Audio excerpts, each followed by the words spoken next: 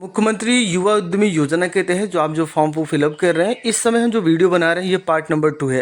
Part number 1 में हमने बताया है किस तरीके से आप फॉर्म को फिलअप करेंगे, प्रोजेक्ट रिपोर्ट के लिए कैसे आप फॉर्म को अप्लाई करेंगे, ये हमने आपको बता दिया है। इस वीडियो में आपको दिखाने वाले हैं कि किस तरीके से आप चेक करेंगे कि आपका प्रोजेक्ट रिपोर्ट बनकर तैयार हुआ है या नहीं हुआ है।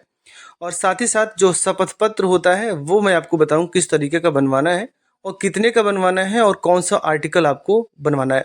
सारी बातें करेंगे। पहले हम चेक कर लेते हैं कि हमने जो प्रोजेक्ट रिपोर्ट 3 दिन पहले अप्लाई किया था, क्या उसका स्टेटस है, क्या आ चुका है या नहीं आ चुका है। ओटीपी को फिलअप करके हम यहाँ पर लॉगिन करते हैं। ये देखिए लॉगिन हो चुका है। राइट साइड में देखिए प्रोफाइल का एक ऑप्शन है, हम यहाँ पर क्लिक करते हैं और माई अकाउंट के ऑप्शन पे आ जाते हैं। लेफ्ट साइड में 3 लाइन दिखाई दे रही है, यहाँ पर हम क्लिक करते हैं और प्रोजेक्ट रिपोर्ट के ऑप्शन पे आ जाते हैं। और इनका स्टेटस मैं चेक करता हूँ। यहाँ पर ये देखिए इनका हो चुका है स्टेटस कंप्लीट। और यहाँ पर डाउनलोड के नीचे देखिए एक लिंक दिया गया है प्रोजेक्ट रिपोर्ट डाउनलोड करने के लिए। हम इस पर क्लिक करके इसको सेव कर लेते हैं। हमारा प्रोजेक्ट रिपोर्ट तो बन चुका है, हमें शपथ पत्र की भी जरूरत है, तो हमने शपथ पत्र तहसील में जाकर हमने बनवा लिया है। अब हम लॉगिन कर लेते हैं, फिर आपको पूरा डिटेल आपको दिखाते हैं। यहाँ पर हम लॉगिन के ऑप्शन पे क्लिक करेंगे, आवेदन लॉगिन के ऑप्शन पे हम क्लिक कर लेते हैं। और हमारा जो यूज़र आईडी पासवर्ड आया था हमने उसको सेव कर रखा है अपने इस ब्राउज़र में। अगर आपने सेव कर नहीं कर रखा है तो आपको यहाँ पर अपना यूज़र आईडी और पासवर्ड यहाँ पर डालना है, कैप्चा कोड डालकर आपको लॉगिन करना है। हमने 3 दिन पहले अपनी यूज़र आईडी पासवर्ड को लॉगिन किया था, लॉग आउट नहीं किया था, लेकिन अब हमको लॉग आउट करना होगा। हम यहाँ पर लॉग आउट कर लेते हैं, फिर से मुझे इस पेज को रिफ्रेश करके हमें लॉगिन करना होगा।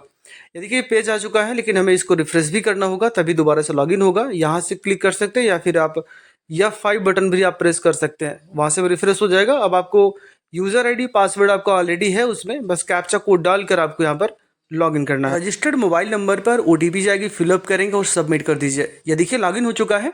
और अब बात आती है सिर्फ दस्तावेज अपलोड करने की। हमने वैसे सभी दस्तावेज अपलोड करना पहले वाली वीडियो में हमने बता दिया है। इस वीडियो में हमें सिर्फ 2 चीज़ अपलोड करनी है, एक तो प्रोजेक्ट रिपोर्ट और दूसरा शपथ पत्र। जो आप शपथ पत्र बनवाएंगे वो कैसे बनवाएंगे, फॉर्मेट हम आपको भी दिखाएंगे। यहाँ पर देखिए हम परियोजना रिपोर्ट पे क्लिक करते हैं और यहाँ पर हम इसको चूज फाइल करते हैं। आप अपने सिस्टम में प्रोजेक्ट रिपोर्ट को जहाँ रखे होंगे चूज करेंगे और ओपन करेंगे तो ये आसानी के साथ अपलोड हो जाएगा। ये वक्त ले रहा है, ठीक है, अपलोड हो चुका है। अब ये ब्लर नहीं होना चाहिए, बहुत ही क्लियर इमेज यहाँ पर आपको अपलोड करना है जो PDF आपका बना हुआ है। अब बात आती है कि स्व अभिप्रमाणित घोषणा पत्र आप जो बनवाएंगे, जिसे हमने शपथ पत्र कहा था, उसको कैसे बनवाएंगे। उसका हम एक फॉर्मेट आपको दिखा दे रहे हैं कि कौन सा आर्टिकल है, कैसे आपको नोटरी करवानी है, फॉर्मेट कैसे आपको छपवाना है। ये देखिए आपके सामने आ चुका है ई स्टाम्प का। और यहाँ पर देखिए हमने जो जिन्होंने ये एफिडेविट बनाया है उस एफिडेविट का उन्होंने सिग्नेचर किया है और मोहर मारी है। फिर आर्टिकल नंबर 4 एफिडेविट आपका बनेगा, ठीक है ना। उसके बाद आपके नाम पर बनेगा जिसके नाम पर आप फॉर्म भर रहे हैं। उसके बाद यहाँ पर देखिए फॉर्मेट अगर बात करें, ये देखो तो हमने नोटरी करवा रखा है, नोटरी भी करवानी इसकी ज़रूरी है, ठीक है ना। हम नीचे चलते हैं तो ये देखिए मुख्यमंत्री युवा उद्यमी विकास अभियान का शपथ पत्र है जिसमें आपको डिटेल फिलअप करना है। जैसे सबसे पहले यहाँ पर देखिए जैसे मैं लिखा हूँ उसके सामने जो बॉक्स खाली है इसमें आप कैंडिडेट का नाम फिलअप करेंगे, पति या पिता का नाम डालेंगे। उसके बाद यहाँ पर निवास जो आपके गांव का एड्रेस है आधार कार्ड में जैसा लिखा है वैसा आप फिल करेंगे इन दोनों जगहों पर। अब आगे हम बढ़ते हैं। यहाँ पर देखिए मेरी उम्र दिनांक यानी आज की दिनांक आप डालेंगे जिस दिन आप इस फॉर्म को भर रहे हैं। उसके बाद आपकी उम्र इस दिन कितनी हो चुकी है और यहाँ पर आपको जन्म तिथि आपको डाल देनी है, एक अनुमानित डाल दीजिएगा। फिर यहाँ पे शैक्षिक योग्यता आपकी क्या है, इंटरमीडिएट ग्रेजुएशन जो भी होगा। आपकी आय क्या है, देखिए आय प्रमाण पत्र बना होगा तो ठीक है, अगर नहीं है तो 48,000 जो भी जैसा होगा आप डाल दीजिएगा, पिछला जो भी बना होगा। नोटरी हुई है। अब यहाँ पर देखिए कैंडिडेट के 3 चीज़ें आपको फिलअप करनी है। पहला तो कैंडिडेट का हस्ताक्षर रहेगा यहाँ पर ऊपर, फिर कैंडिडेट का नाम और कैंडिडेट का पता होगा जो कि 60 भाषा में आप लिख सकते हैं उनको। इस तरीके से आप इसको फिलअप करेंगे फिर अपलोड करेंगे। चलिए यहाँ पर हम चूज कर लेते हैं और ओपन करते हैं। 1 मिनट ही दिक्कत आ रही, कह रहा है कि इसकी जो साइज है वो 300 KB से ज़्यादा का नहीं होना चाहिए। चलिए उसको बता देते हैं। यहाँ पर आपको आना एक नए टैब पर लिखना है आपको PDF रिसाइज और इंटर करिएगा। पहली वेबसाइट दिखाई देगी PI7 PDF टूल्स का, आप इस पर क्लिक करेंगे और यहाँ पर सिलेक्ट फाइल करेंगे और उस फाइल को सिलेक्ट करिएगा जिसकी साइज़ छोटी करनी है। अभी इसकी साइज़ 1 MB है, हम इसको 300 KB उससे कम का बनाना चाहते हो तो यहाँ पर आपको लिख देगा 295, 290 ऐसे करके आप लिख देंगे तो ये कम हो जाएगा। अब आपको यहाँ पर रिसाइज PDF करना है तो ये बड़ी आसानी के साथ PDF रिसाइज हो जाएगा। आपकी इंटरनेट कनेक्टिविटी जैसी रहेगी उतनी तेज़ी से ये काम भी करेगा।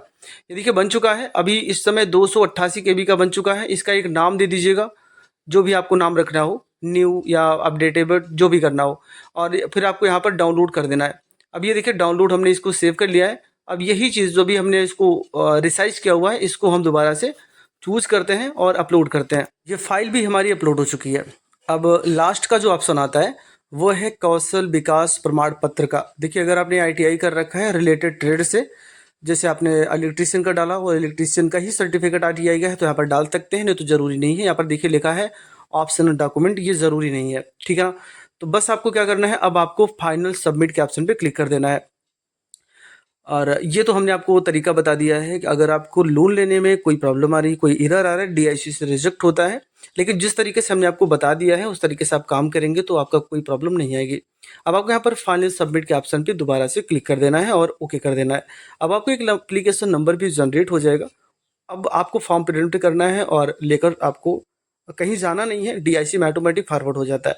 हम इसको प्रिंट करके रख लेते हैं, ठीक है ना। और आपने फॉर्म भरते वक्त जो भी डॉक्यूमेंट दिया था, जैसे कि आधार कार्ड, बैंक पासबुक, फ़ोटो, उसके बाद अपने शपथ पत्र, और ये जो भी आप फॉर्म को प्रिंट कर रहे हैं इसको, और जितने भी डॉक्यूमेंट आपने एजुकेशन क्वालिफिकेशन और जो भी आपने दिया है वहाँ पर अपलोड किया है, वो सारे डॉक्यूमेंट आपके पास फिजिकली होने चाहिए, क्योंकि बैंक आपसे वो मांगेगी, ठीक है ना। तो वहाँ पहुँच जाएगी तो फिर आपका काम हो जाएगा।